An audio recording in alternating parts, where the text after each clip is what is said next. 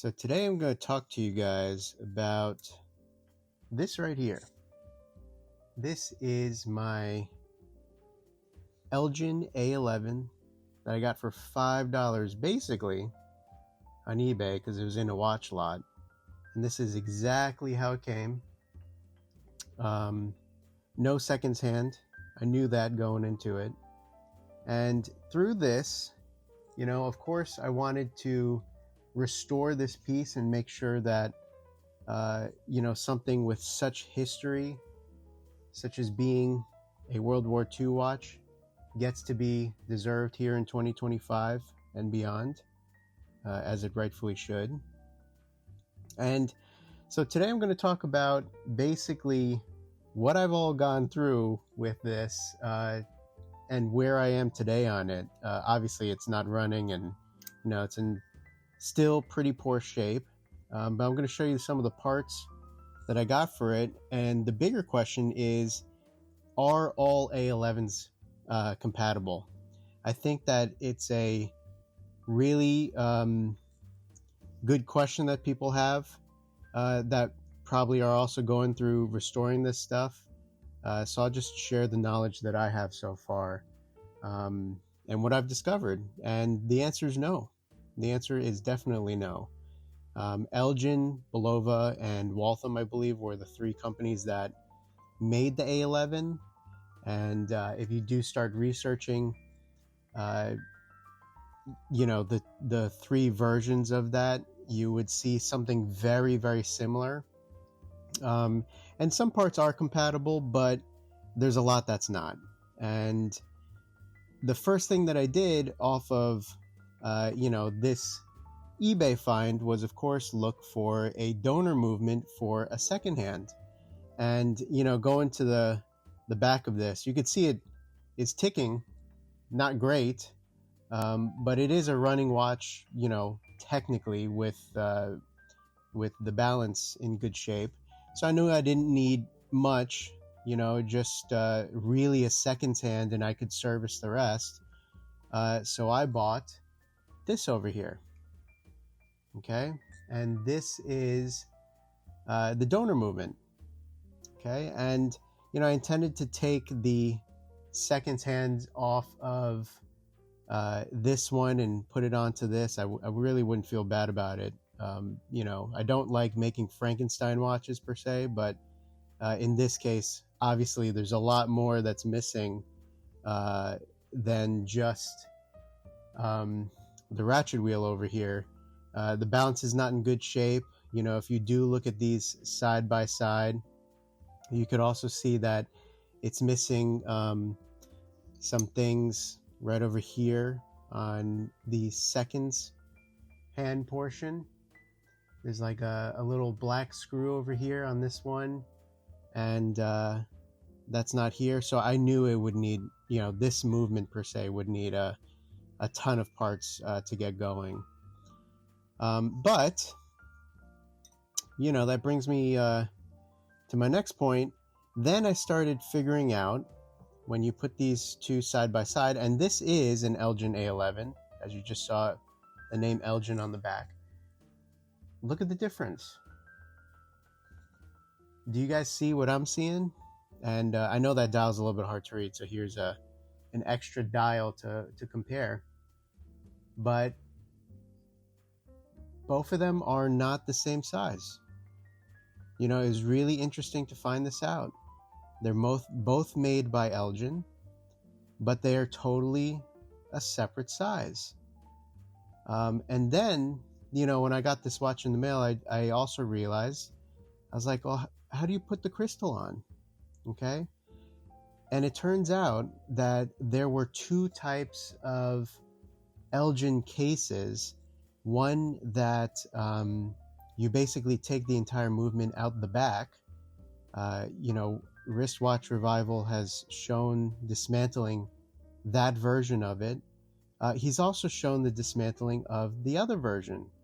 And, in watching back both of his videos, I better understood that there's a coin edge bezel on this one that's supposed to twist, kind of like the back. and the back and the front have both twisting, coin edge bezels to them. So far so that you could even twist the back on the front. You literally can twist the back of this on the front of the case, and it can go on there. But that's how the crystal sits on this one.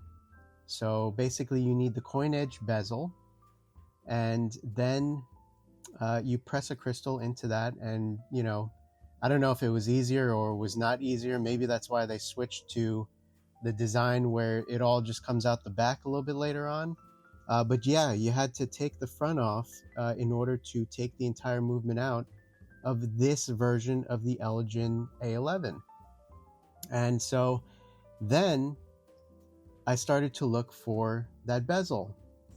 And of course I bought, and we're going to just put all this to the side, I bought a case lot, okay? And this is what came in the case lot, these 3 cases. And you would think to yourself, well, maybe this on the back is the same size. This is not marked as, being used in the war or anything. This is just a military style case, okay? No case front, of course, like no coin bezel, but what did come out of it was this case right over here. And sure enough, this case is an Elgin A-11 World War II case. The crown matches and fits obviously in an A-11 movement. You could just see how different the back and the front of this case is, right? These are the 2 Elgin A-11 backs together. Sorry, twisting it along. And you can see how different in diameter and everything the back of the case is. And in looking at the front of the case, which is kind of messed up in its own right, but you could just see again how this plops in here,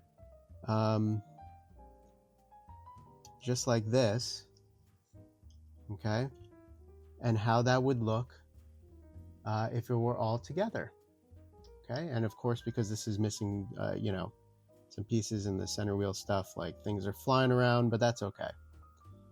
All right, so this was surprising to me, and of course, now I want to restore this one, but I'm missing parts for this. I'm missing the spacer inside for this case, so it's not all like I could take the parts from the other one and put it into here, and take the balance from that and put it into this and make this one work. Of course, between both watches I could probably get one good moving one, but I want to keep as much original together as possible. But technically this is missing a dust cap also, and so is the other one. Okay, I don't know if there's 2 different dust cap sizes, so to speak. Maybe someone else knows. Okay, and here's just the so I'll put this aside, but even the crown, I don't know if you guys can see this, the crown is obviously not the same size as well. All right, so this would be the same crown size as the original Elgin A-11 project. And you could just see, of course, this is not going to just go into there. The crowns are very different, so it's not like I could even take this crown and use it towards this one. This one, unfortunately, is going to have to stay with this. So then I continued, of course, on to search for the bezel for this, because this is obviously the most restorable watch that I have, and it is already kind of ticking, as you guys saw. It stopped and is taking a rest right now, but it was working. So then I bought this, okay, and to my surprise, this is a Waltham A-11. All right, I really thought it was an Elgin A-11 when I bought it, I swear, but it's a Waltham A-11.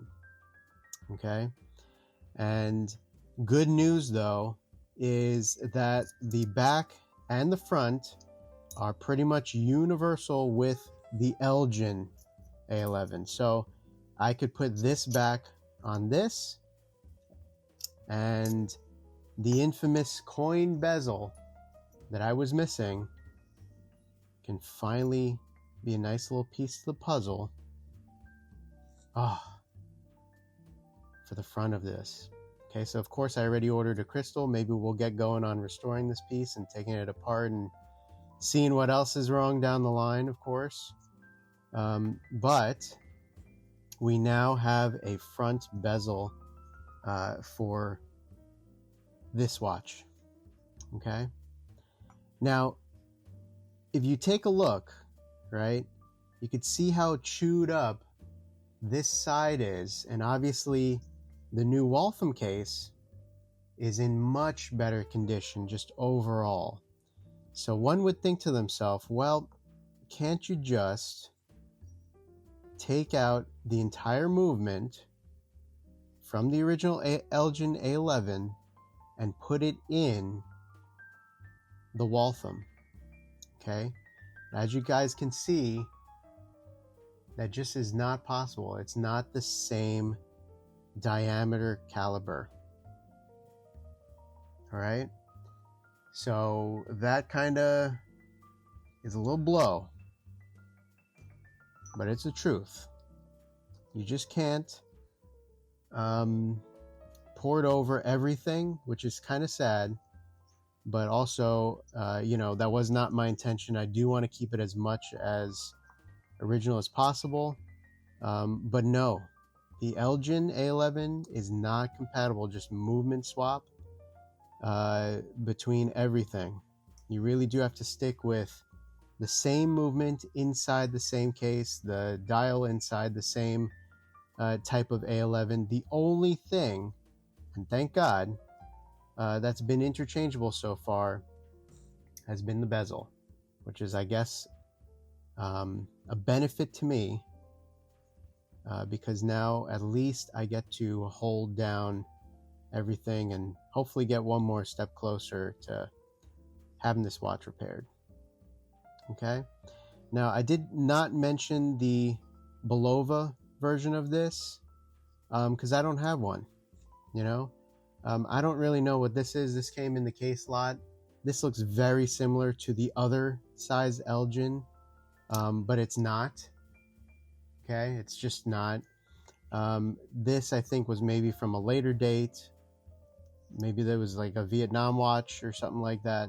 But no, that's just not the same. So again, I think the most surprising thing in this whole journey over here has been just how many parts are not interchangeable, even within specifically just the Elgin A-11.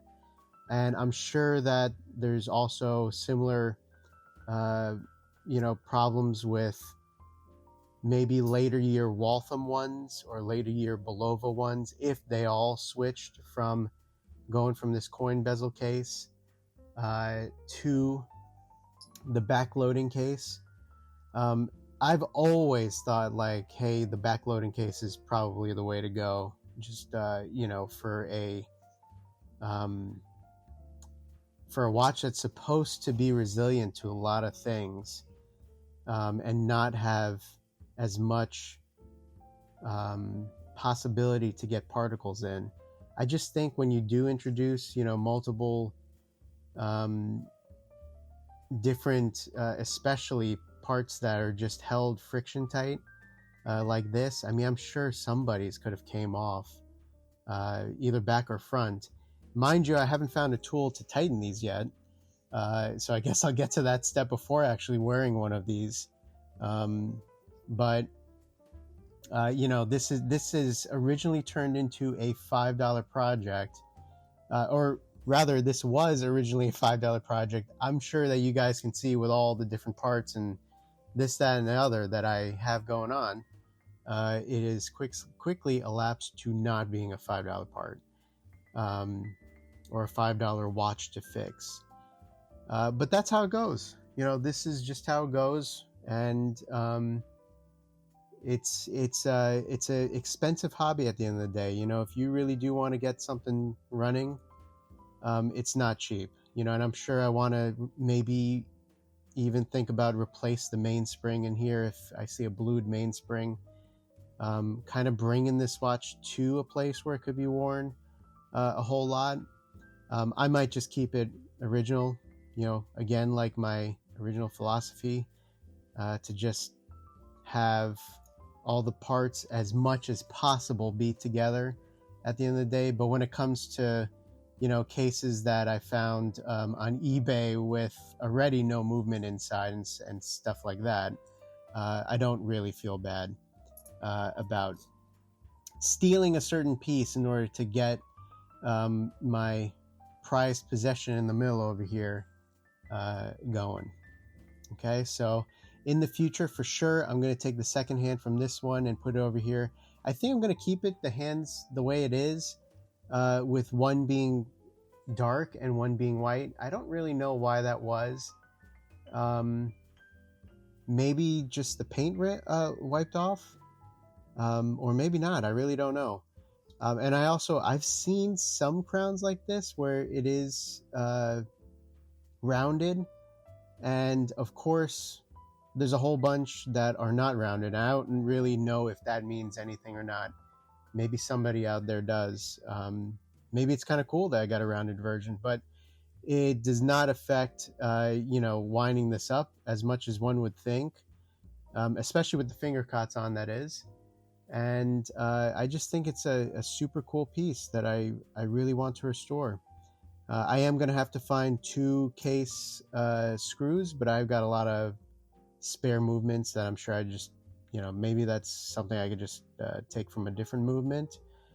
But yeah, that's it. So this has been the journey so far, and hopefully you guys do get to see me restore this.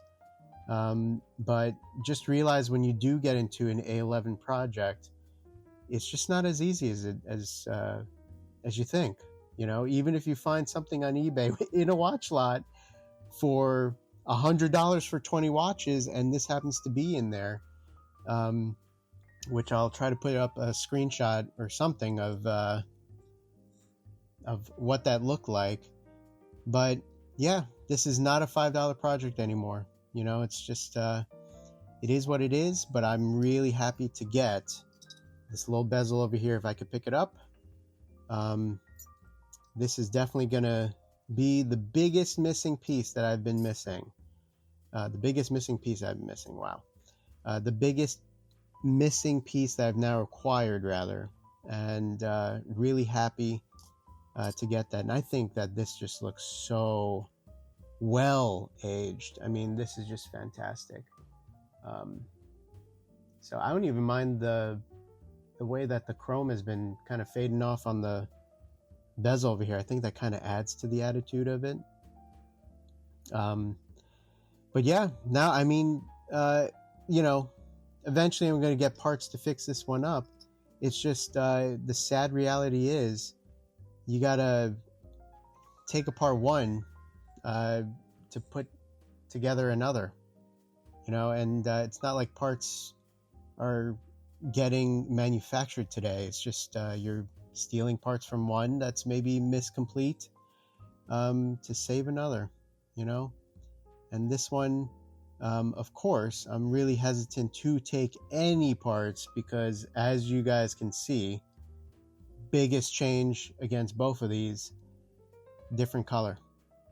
Okay, so not only did Elgin nicely change the whole case on us, but the parts have a different color to them. One is just straight brass, which I think looks gorgeous. That really looks cool, for sure. And what you could do is you could put in the serial number to find the year, and that might better help guess, what you're looking for, especially on these Elgin A-11s. Okay. All right, so that's about it. That's the journey so far.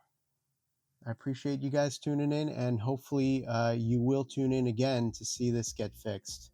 Been a lot of time and money and waiting for parts, and the case slot was, let's say, $50.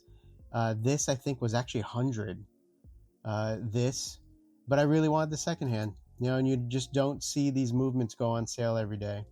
And seeing as the original was $5, I didn't feel bad spending about $100 to get a movement. But now it's definitely over $200, maybe even $300 by the end of all this journey, which is probably what they go for anyway, all fixed up. Maybe less, maybe more. I don't know. But surely I feel like I've seen a $300 Elgin A-11 at the end of the day. But as is the passion, we just want to get it going on, and that's it. So thank you. Thanks for coming along.